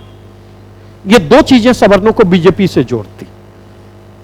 नहीं तो कांग्रेस कमजोर पड़े और सवर्ण मतदाताओं की शिफ्टिंग हुई। सवर्ण मतदाता राजद की तरफ नहीं जाएंगे, लार्जर स्केल पर बात कर रहा, सपा की तरफ नहीं जाएंगे, पॉकेट में जाएंगे, वो बात अलग है। नहीं तो सवर्ण मतदाता भाजपा से एक ही स्थिति में छिटक सकते जब कांग्रेस अपने को विकल्प के रूप में प्रस्तुत करे, तभी सवर्ण मतदाता छिटकेंगे भाजपा से। ठीक है। अब कांग्रेस की दुविधा क्या रही? तो कांग्रेस की यह दुविधा रही, कांग्रेस का जो ट्रेडिशनल वोट बैंक रहा, ओबीसी कांग्रेस का कभी ट्रेडिशनल वोट बैंक नहीं रहा। कांग्रेस का ट्रेडिशनल वोट बैंक रहा सवर्ण, दलित, सवर्ण, दलित, और तीसरा आप पिक कर ले मुसलमान, अल्पसंख्यक।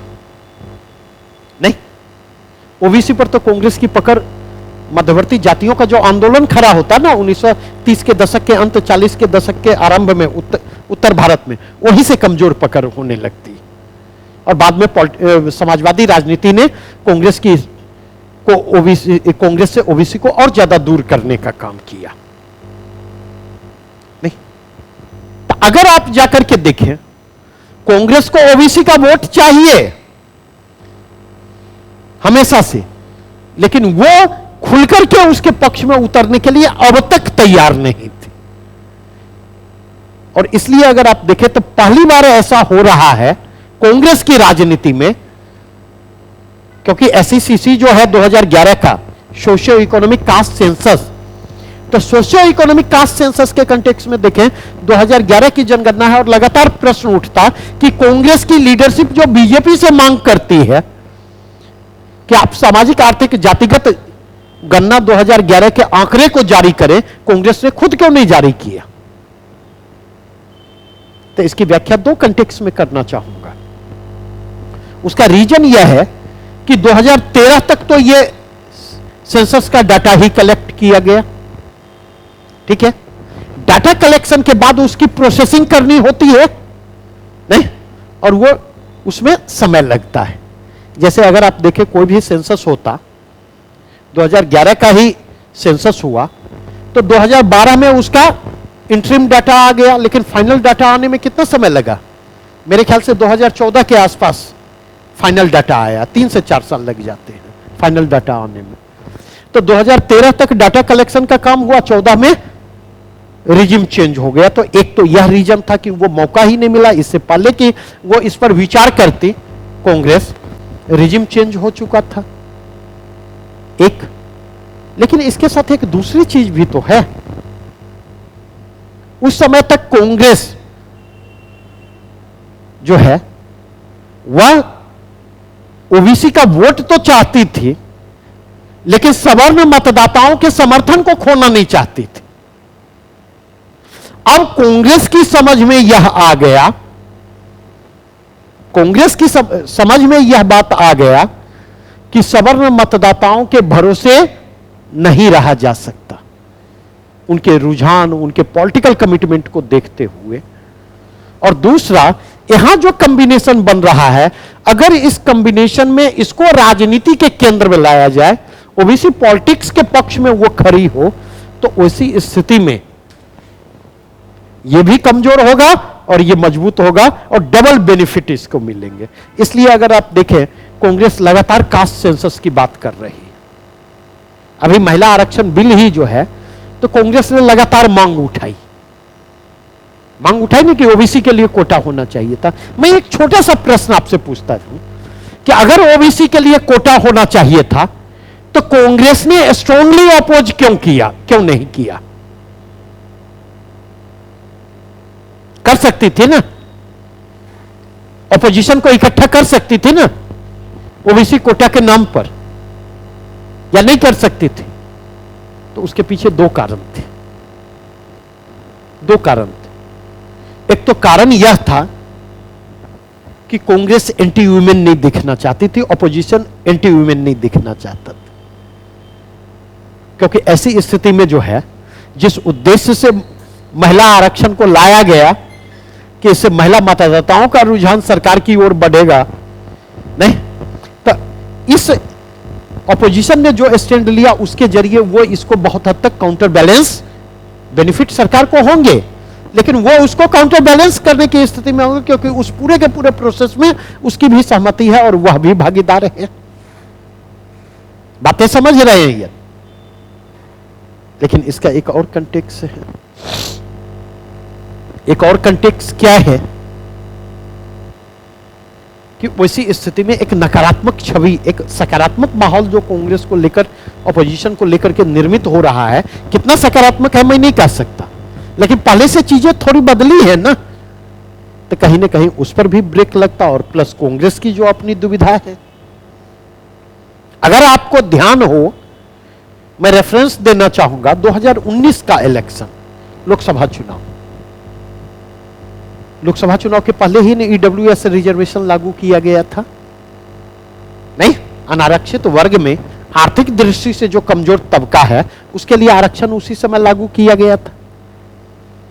क्यों लागू किया गया था, कभी इस पर सोचा है? वो क्यों लागू किया गया, उसके पीछे का गुणगणित क्या था? तो दरअसल एससी एसटी एक्ट जो था, नहीं, एससी एसटी एक्ट को लेकर के और भाजपा एससी एसटी एक्ट के पक्ष में जो खड़ी हुई, इसके कारण आप देखेंगे सवर्ण मतदाताओं को निगेटिव मैसेज गया। राजस्थान, मध्य प्रदेश, छत्तीसगढ़,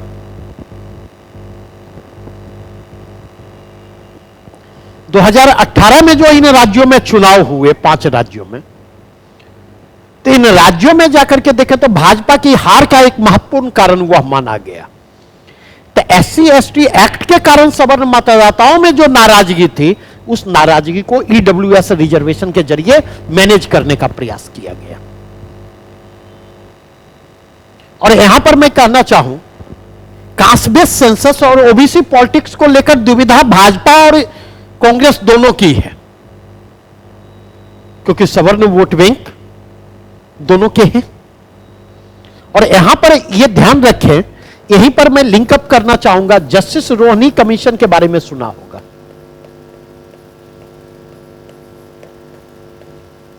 आयोग, इसकी रिपोर्ट आ चुकी है, लेकिन उस रिपोर्ट को सार्वजनिक अभी तक नहीं किया गया है। 6 साल पर रिपोर्ट यह आई है, 17 में गठित की गई थी, किया गया था यह आयोग नहीं। और जस्टिस रोहिणी कमीशन की रिपोर्ट को अगर पब्लिक किया जाता, तो क्या आपको नहीं लगता कि यह पॉलिटिक्स ऑफ सोशल जस्टिस के लिए रीडिफाइनिंग मूवमेंट होगा? वो रीडिफाइनिंग मूवमेंट उसके लिए होगा।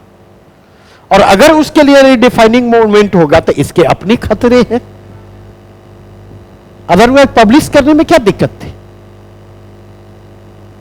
नहीं।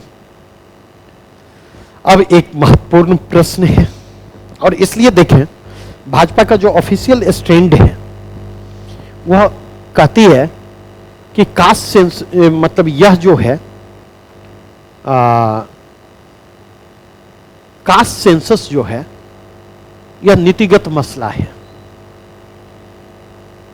और अदालत को इस मामले में हस्तक्षेप करने का कोई अधिकार नहीं है, क्योंकि पॉलिसी मेकिंग किसका काम है? लेजिस्लेटिव का काम है। जुडिशियरी को पॉलिसी मेकिंग में इंटरफेयर नहीं करना चाहिए, नंबर 1।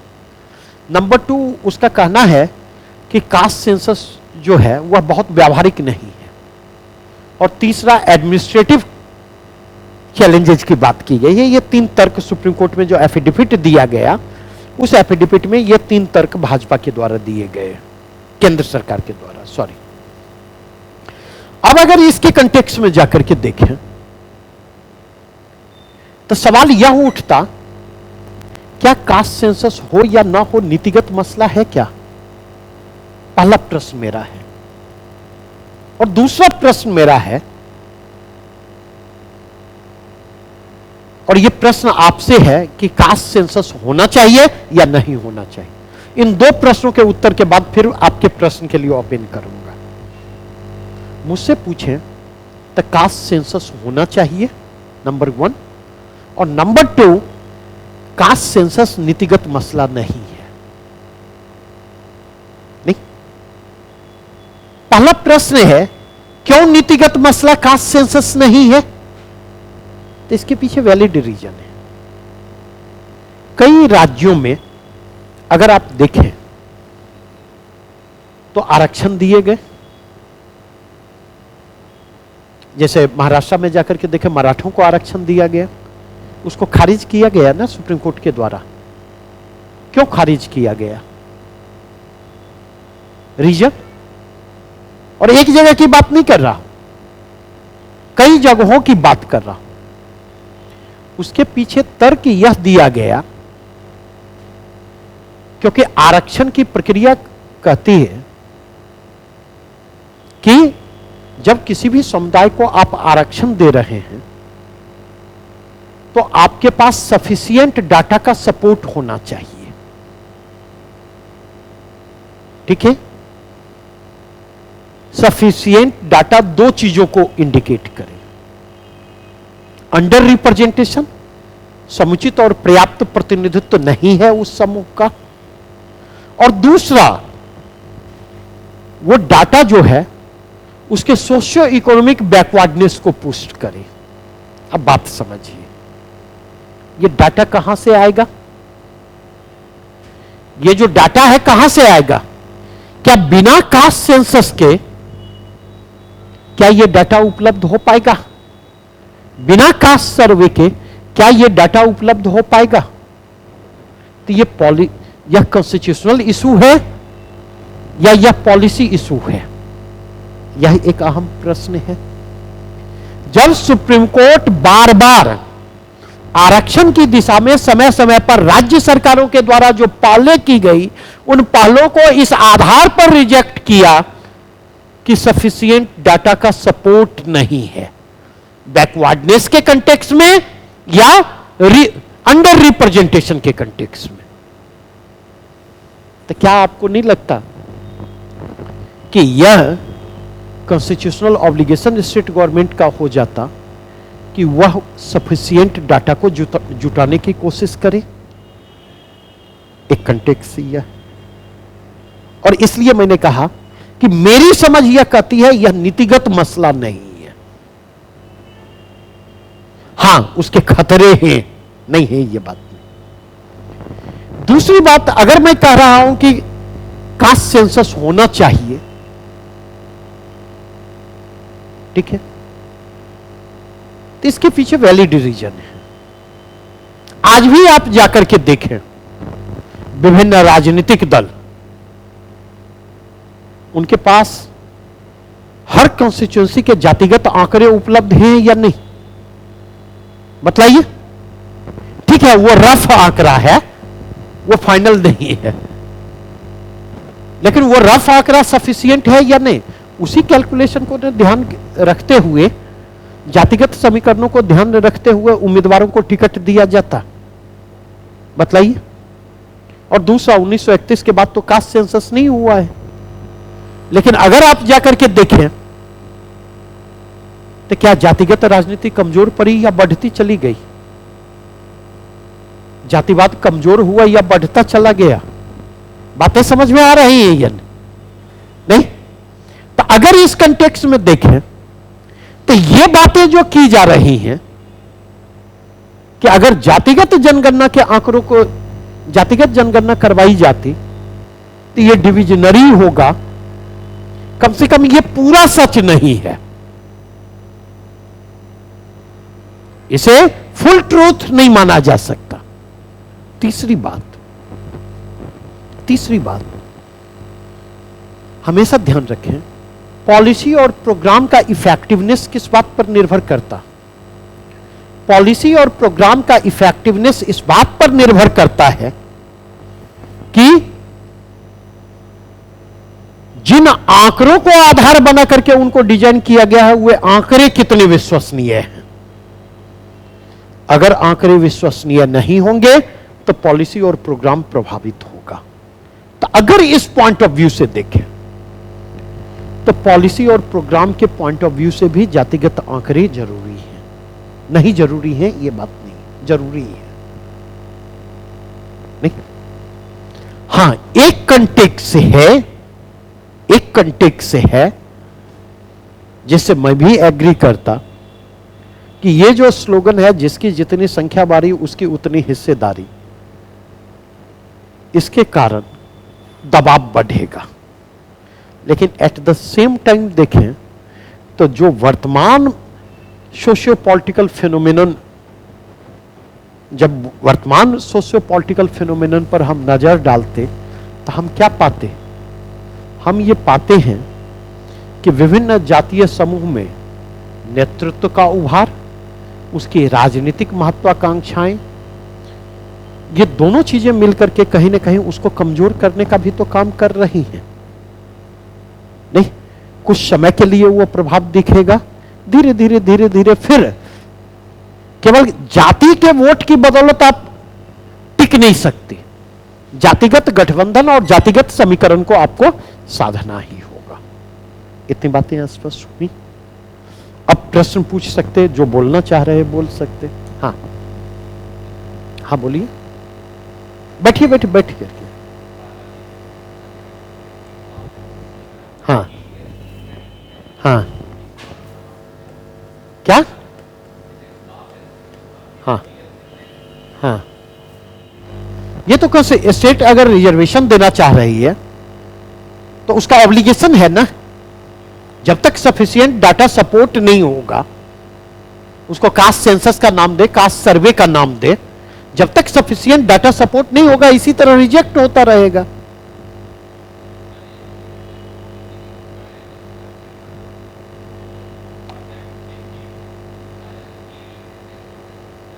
अरे स्वाभाविक वही चीजें हैं जो आज के डेट में चीजें हैं।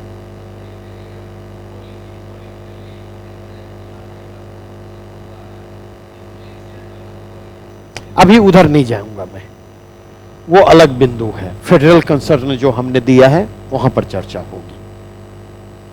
अभी मतलब इसके ग्रोथ एंड डेवलपमेंट के जो पॉलिटिकल डायमेंशन है, डाइवर्जेंस जो है, उसके जो ग्रोथ इंप्लीकेशंस हैं, उसके कंटेक्स्ट में हम चर्चा कर रहे थे। हाँ, एक जेंडर वाले फ्रंट पर पॉजिटिव इंप्लीकेशन की बात कीजिएगा। जेंडर के फ्रंट पर चीजें बदलती हुई दिखाई पड़ी। भले जेंडर के फ्रंट पर महिलाएं एक वोट बैंक के रूप में बिहेव करती नहीं दिखाई पड़ रही हैं, नहीं, लेकिन इसने जो है इंक्लूसिव ग्रोथ में अहम रोल प्ले किया है और वो इंपैक्ट धीरे धीरे बिहार पर दिख रहा है और आने वाले समय में वो इंपैक्ट और भी दिखेगा। ये पॉजिटिव डायमेंशन है इसके। और कुछ है यहां तक में नहीं? तो कल जो हमारी चर्चा होगी, अच्छा यहां पर एक चीज और एक डाटा है मेंशन करना मैं मिस कर गया, एक दो चीजें और ऐड कर दो। 1931 में जो जातिगत जनगणना हुई थी उसमें 4147 जातियों का उल्लेख मिलता है और उससे संबंधित आंकड़े होते हैं 4147। ठीक है। और सोशियो इकोनॉमिक कास्ट सेंसस जो 2011 में हुआ है उनमें अगर आप जाकर के देखें, ठीक है, तो आप देखेंगे 46 लाख विभिन्न जातियों की बात आई है। 46 लाख। समझे? इसका मतलब क्या हुआ?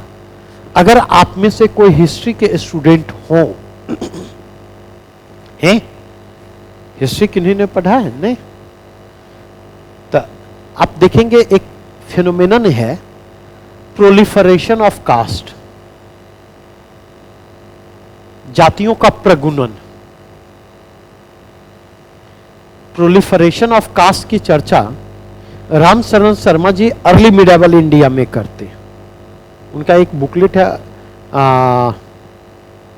Social changes in early medieval India, 700 से 1200। तो उस बुकलेट में एक फिनोमेनन के रूप में जो है प्रोलिफरेशन ऑफ कास्ट की बात करते।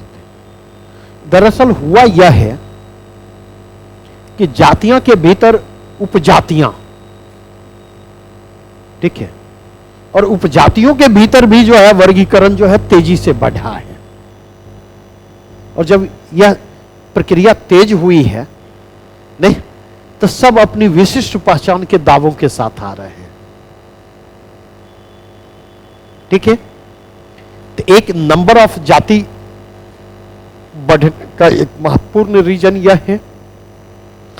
दूसरा कंटेक्स्ट अगर जाकर के देखें तो इसको डाउट भी किया जा रहा है 46 लाख जातियों वाले आंकड़ों को। और तीसरा, अगर यह चीज वास्तव में सामने आ जाती है तो वो एक पेंडोरा बॉक्स होगा। तो पहले तो क्लबिंग का काम करना होगा जातिगत जनगणना के कंटेक्स्ट में। बिना क्लबिंग के आप आगे नहीं बढ़ पाएंगे। इसलिए वो डिफरेंट टाइप ऑफ चैलेंजेस को क्रिएट करता हुआ आएगा। तो एक तो इस चीज को ध्यान रखें। दूसरी चीज अगर देखें तो 2015 में अरुण जेटली जी,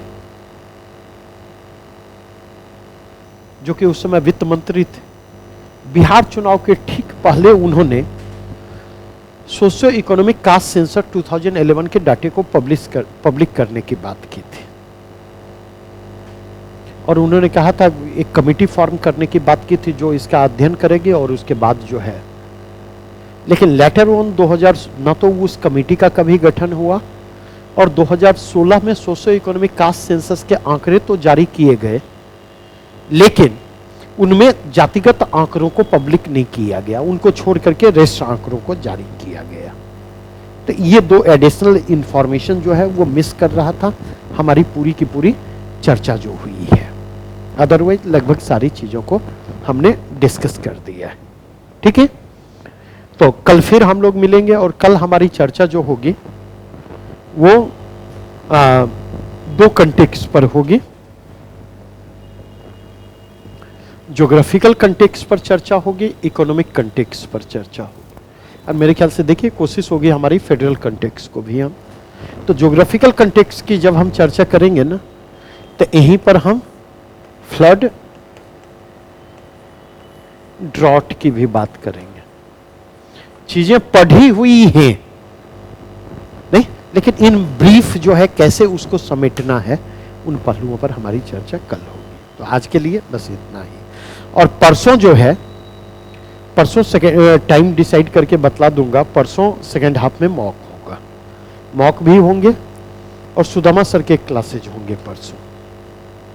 ठीक है, अभी बेगूसराय सदर में वीडियो है, तो थोड़ा सा कई बार ग्राउंड रियलिटी से जुड़ी हुई चीज़ों पर जो अक्सर सिचुएशनल प्रश्न पूछे जाते या उस तरह की चीज़ें पूछी जाती, तो that will be effective for you. ठीक है, ओके, थैंक यू।